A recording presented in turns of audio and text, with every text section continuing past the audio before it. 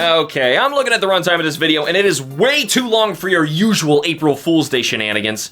We're not actually reviewing Minecraft, are we? I do solemnly swear that by the end of this review, I will honestly and fairly rate Minecraft with an actual numbered score. Well, okay, well, me too, I guess. I guess the joke was that it wasn't a joke.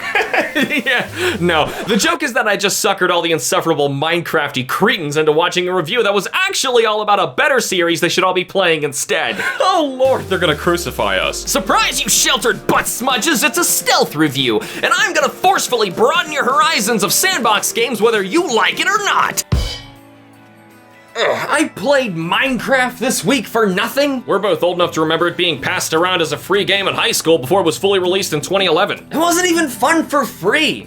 And you guys are actually paying money for this? We could spend an hour talking about better ways to spend your money on games, but I opted to focus on one sandbox franchise in particular, as it's not only incomparably more enjoyable and cheaper than Minecraft, but it's also got a rich history spanning all the way back to the late 90s, and it is still alive today. Bring it on, I'll take anything over more mind crap monotony. Get ready for some classic sandbox shenanigans in Roller Coaster Tycoon. Oh my god, I love those games!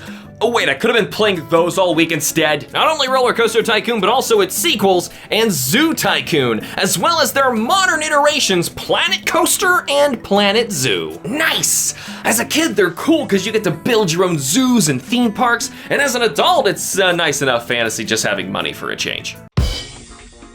For posterity, in Minecraft, you just kind of fart around in a randomly generated map with no goals or purpose other than to literally mine and craft stuff indefinitely. Sandbox games are all about feeling free to do your own thing in an open area with a plethora of tools, allowing you to make your own goals based on the rules that govern the world.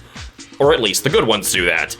You'll have to download a few gigs of mods to Minecraft first in order to make the gameplay even remotely interesting. But in Roller Coaster Zoo Planet Crap, this is gonna be a mouthful. Let's go with Planet Tycoon. Okay, fine. In the Planet Tycoon series, you can choose to play in an open sandbox or in various campaign missions with pre-constructed stipulations and a wide gamut of solutions to a vast array of park-related business management scenarios. You're the big boss with the checkbook, and it's up to you to appease the masses by learning about what they like and dislike about your park and finding ways to utilize your limited income and improve your attractions and drive in more visitors and expand. The beauty of the game's management loop is that the expanding attractions inevitably cause more costs and problems to fix. You'll need more maintenance, food and drinks, cleaning staff, and of course money to make it all go round. So you get all the fun of creating your own dream theme park, but also in deciding how to manage your resources in profitable times and in financial emergencies where you'll need to cut costs, attractions, and even jobs.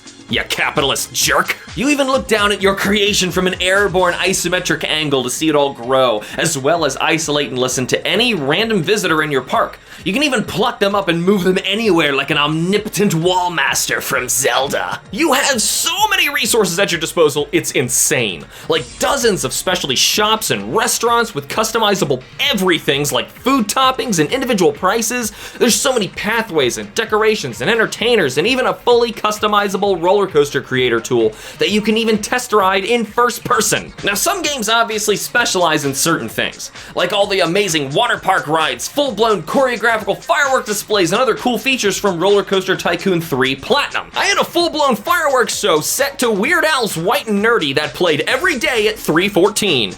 Pie time, baby.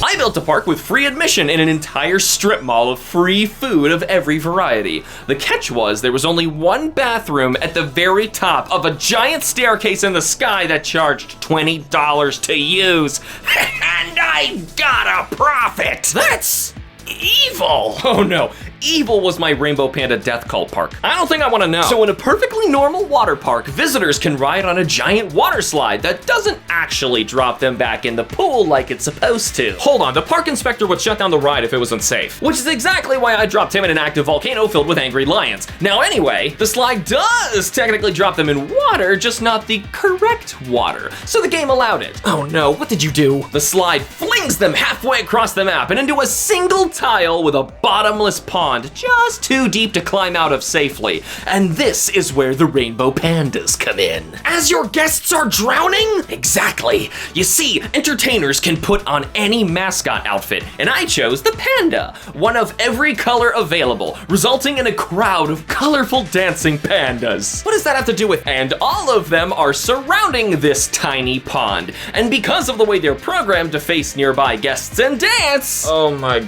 god, they all dance around a never-ending sacrificial human conveyor belt, unflinchingly carrying out their righteous rainbow panda duties to dance! Why don't they get help? Oh, well, you see, that's why there's a giant electric fence around them.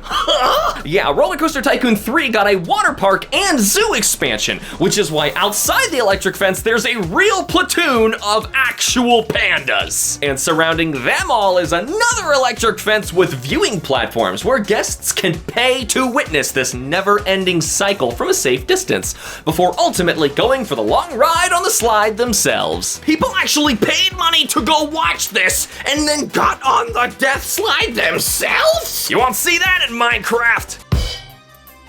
Minecraft is, without a doubt, the ugliest game I have ever seen. Alright, so on to good games. The graphics range in the Planet Tycoon series over the years, but overall they look really nice for their intended PCs of the time. The isometric angles can complicate things in confined spaces and make detailed changes difficult at times, but once you get a hang of the user interface, you can build just about anything you can imagine. I built the real-life Cincinnati Zoo and the theme park Kings Island. They both lost boatloads of money just to operate, and their income didn't come anywhere near covering it all. Yeah, some real-life parks need donations in order to survive, I've learned. It's hard to judge the graphics across so many games over such a huge window of time, especially when the new games allow you to adjust the textures and poly count to best suit your CPU's capabilities. So it's somewhere between beautiful and absolute crap. What do you want me to say? At least it always looks better than Minecraft. If you wanted a story in Minecraft, you should have bought the Dungeons games instead. However, if you wanted a quality video game, you should have bought literally anything else. And you might be surprised to hear that the Planet Tycoon series actually does a really good job with handling story as well. For the Roller Coaster Tycoon games, you play through a series of what are called scenarios of increasing difficulty acting as levels in the game. Each scenario suddenly puts you in charge of a new park facing some sort of hurdle to overcome, and your challenge is in overcoming the stipulations with limited time, money, and real estate in order to save the park. Sure, it's not much of a story, but in a game with literally no characters, it feels amazing playing the role of a traveling entrepreneur saving struggling theme parks all around the world. And Planet Coaster and Zoo both expand on this, transforming it all into a full-blown campaign. Honestly, the best part though is that these scenarios are incredibly fun to solve. I got addicted to 100%ing these challenges, as they all felt like crazy complicated puzzles that you get to dissect and slowly understand before your big breakthrough plan is set into motion and you beat the scenario by nothing but your own creativity alone. But if you seriously prefer digging a hole until you find and kill a giant flying shoebox, then I'm sure your mommy is very proud of you for learning how to use the keyboard. There is basically no music in Minecraft. Smash Brothers had to get real creative when creating that stage, which is actually a really cool stage, by the way. In the Planet Tycoon games, music and ambient sounds are absolutely everywhere based on your proximity to attractions in the park. This ranges from birds and wildlife out in the wilderness to crowds of people in densely populated areas, and of course, whatever music you want to play at your rides and attractions. Though there's a whole bunch of various themed songs to choose from, remember that these are PC games first and foremost, and that they very much encourage you to add and play your own music from anywhere. Minecraft has nothing, and Roller Coaster Tycoon has everything. That's kind of the theme of this episode, isn't it? You catch on quick. I would honestly never recommend anyone actually play Minecraft. There's so many games available today, it's not at all like when I was a kid. You have options. Broaden your horizons and find something fun and unique you'll love. This wasn't supposed to be a jab at Minecraft, but instead a recommendation for overwhelmed younger fans trying to branch out and explore other games before following the crown and becoming yet another statistic watching those cringy YouTube Minecraft videos with 1 billion views. And I think a great jumping off point from that clunky cart ride is with Roller Coaster Tycoon. If not, there's always Metroid. Well, yeah, that's a given. The Positive Gamer and Me awards the entire Radical Planet Tycoon series a 10 out of 10 for its endless levels of sheer enjoyment. Being able to swap between carefree sandbox theme park creation and thought-provoking scenarios on the fly takes this business simulator from good to outstanding. After a careful inspection, the Critical Gamer and Me rates the Planet Tycoon series with an 8 out of 10. These incredible games do come with a bit of a learning curve, as well as a few design quirks from PC games of the time. However, it doesn't stop them from being an amazing ride. Well, I promised. The Positive Gamer and Me gives Minecraft a 1 out of 10. It's just not fun, in any regard. End of story. Sorry. Reluctantly, the Critical Gamer and Me gives Minecraft a 10 out of 10. Sales don't mean anything for quality, but there's no denying that this game has become a sensation in popularity, regardless of how I actually feel about it.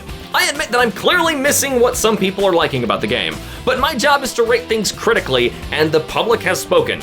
Also, rating something a 1 out of 10 is a perfectly confusing way to conclude this April Fool's Day review, don't you think? I don't think I want to know how the internet rates Minecraft. So tell us how your positive and critical sides rate the entire Planet Tycoon series in the comments instead. It's perfectly fine to like Minecraft. I just don't! But if you're so stubbornly defending a game without any intention of even giving others a try, then you're just playing with yourself. Tim and I were just running all the way through the house trying to find my copy of Roller Coaster Tycoon 3 Platinum because it comes up multiple times in this review and I can't find it anywhere, and I bet you as soon as I turn this camera off, we're gonna find it and I'm gonna be like, oh, fine, be like that. Anyway, thanks for watching. Remember to like and subscribe for more, and use the links in the description to nominate your own episodes. Thank you to all of our Patreon members: Atomic Thomas, Cameron, Arrow, Rowan, Erica, Minya, Sid, and Crystal. Boop.